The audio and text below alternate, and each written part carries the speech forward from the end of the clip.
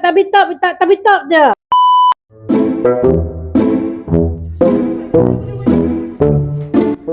Un, baca dulu tengok.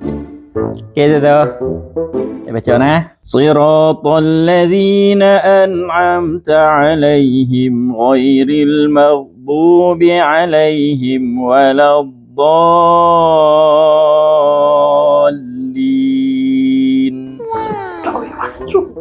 Ira bakat imamku.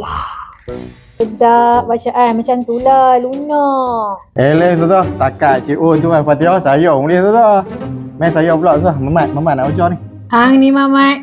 Sampai tak boleh kalah langsung. Mulalah. Okey Zah, saya baca dah. Bismillahirrahmanirrahim. Tabbat tab Tak daripada tadi duk bunyi macam tu. Tapi top je. Itulah orang lain belajar bagi lunak, bagi lancar. Quran ni petunjuk sepanjang zaman, kena baca betul-betul. Yang kali datang awal.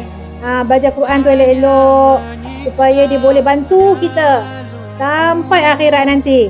Boleh faham tu? Hello Zah. Sorry Zah. Ini saya tak buat lagi.